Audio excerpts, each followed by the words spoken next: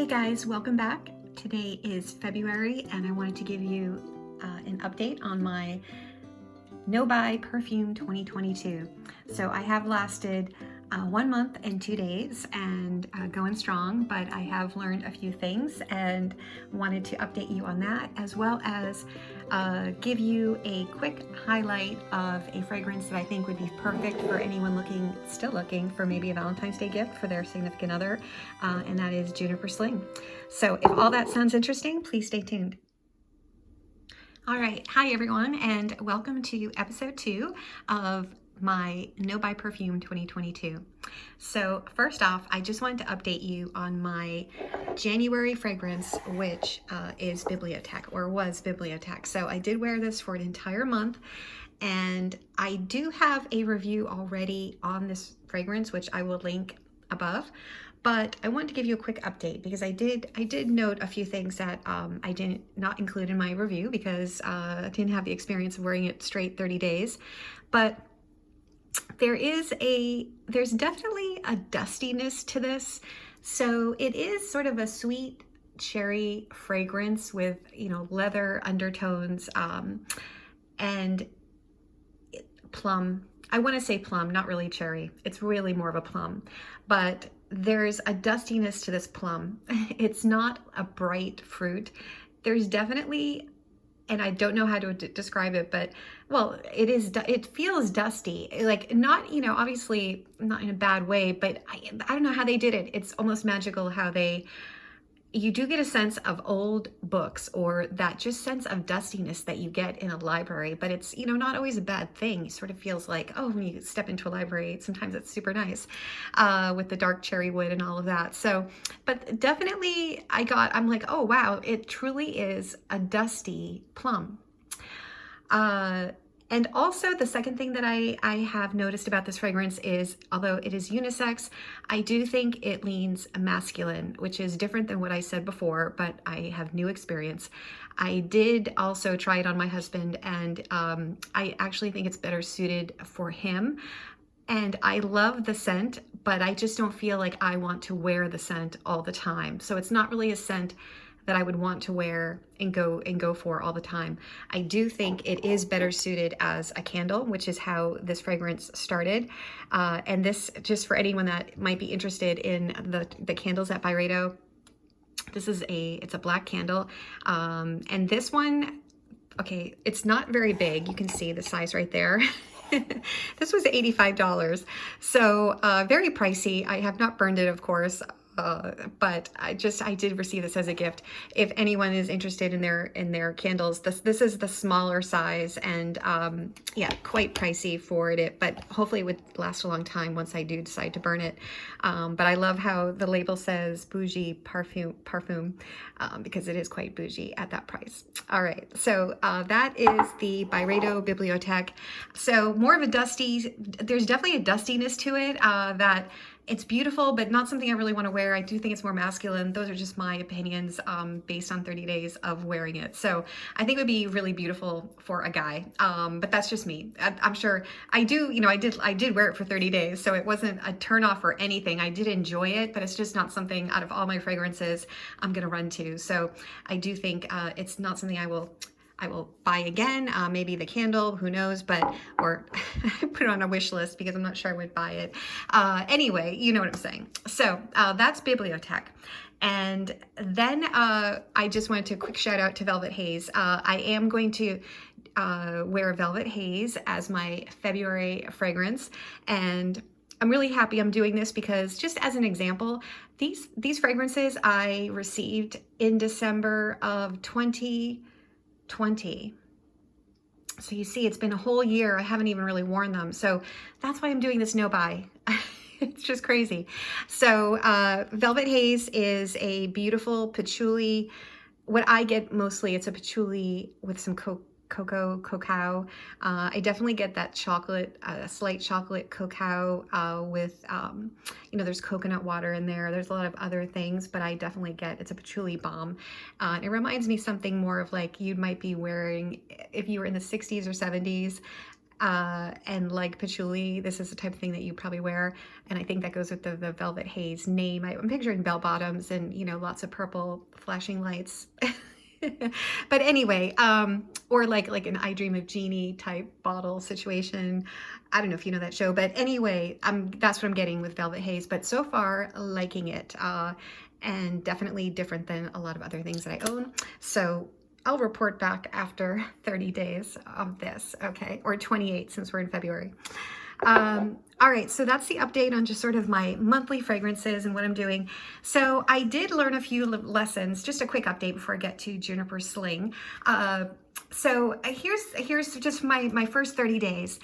Definitely unsubscribe. If you are looking to do a low buy or a no buy, definitely unsubscribe from all of your perfume related email mailing lists. So if you say you're on the Joe Malone list, if you bought something, they put you on the list, or like a Lucky Sense or Fragrance Net or Byredo, I have to say that those are sometimes my weakness, I've noticed, because I'll click on them and if there's a special. And the big one for me is Penhaligon, because I have a weakness for Penhaligons, and we're looking at my weakness right here. So I clicked on an email and they're always giving free gifts with a certain number, like a certain dollar amount of purchase. And I just always fall for Penhaligon. I don't know why, but so here's the thing. So they said, it was, if you buy something, you get this free candle. Now let's look at this candle. I thought this candle was small, but let's just look at this candle. It's absolutely tiny. It smells really good. I don't really know what the scent is. It's not one of their signature fragrances, but okay, so that is how small this little candle, this freebie is. But it caused me to purchase, so I said, well, I can't buy a fragrance because I'm just not doing that. So I'll tell you, what I did is I purchased the hand soap for Artemisia, which is, one of my favorites. So I absolutely love this.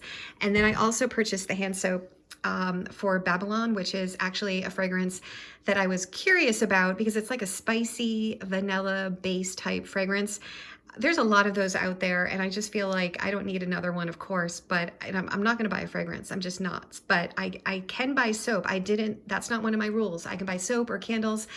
And, for me, I don't stock up a lot on this kind of stuff, so I will use it. Like, actually, I just took this out of my bathroom because I'm already using this.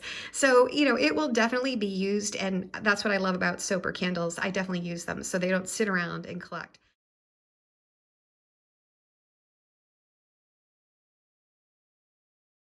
But I did get to try a new fragrance, and I know that I would not purchase this as a fragrance just based on my experience, although it is beautiful. It's actually, the soaps are really high quality at Penhaligon.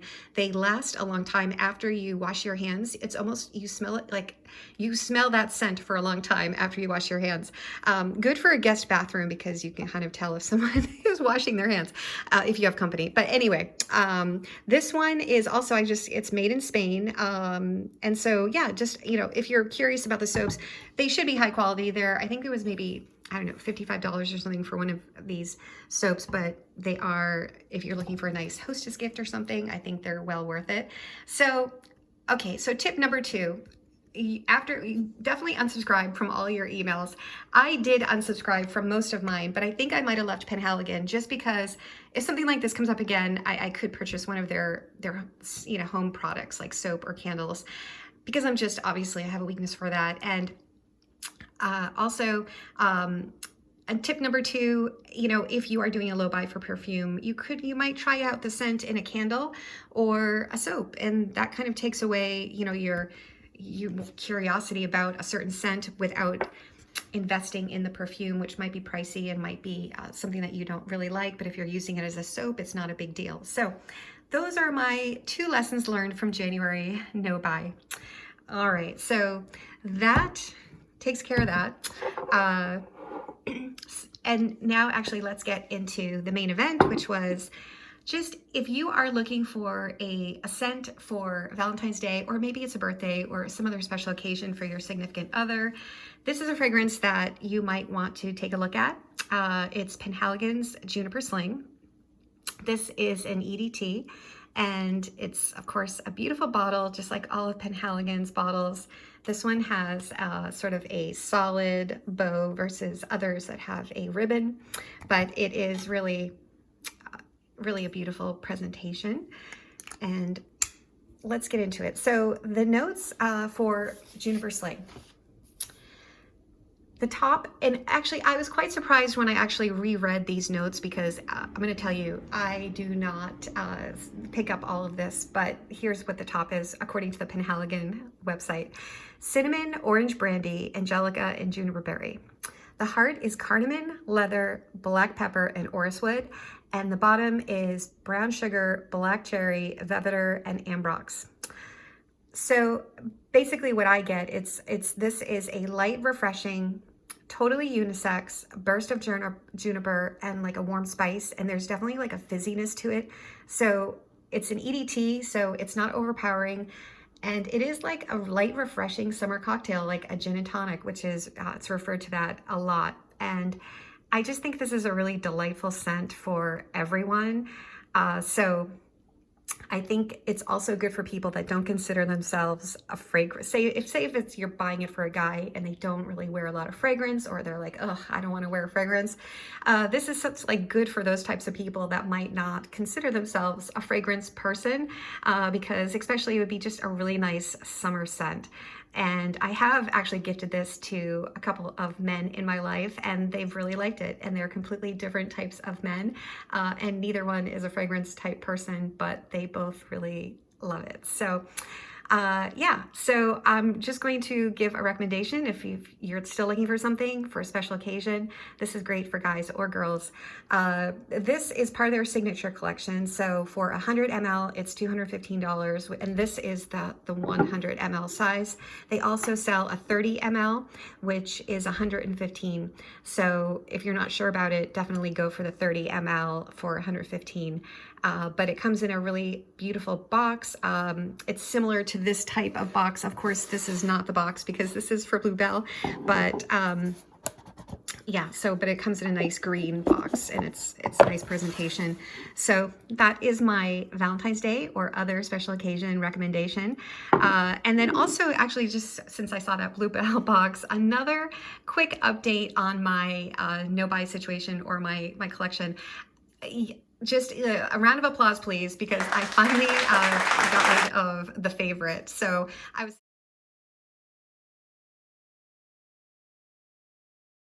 successful in rehoming the favorite. Yay. That was something that's just weighing on me. I wanted to get rid of it. I don't know. That scent was just like, I don't like it at all. Even my dog, I would spray it and my dog would almost choke. Like he would just keep coughing. I mean, it was ridiculous. And then also, I did actually decide to keep Bluebell, so that's upstairs, but I did decide to keep that one. But the other one that I also decluttered would be the Dior 2017 version.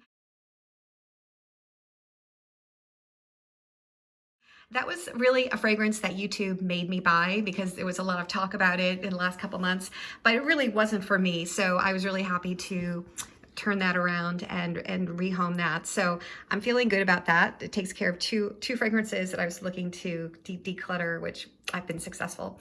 So anyway, that's it.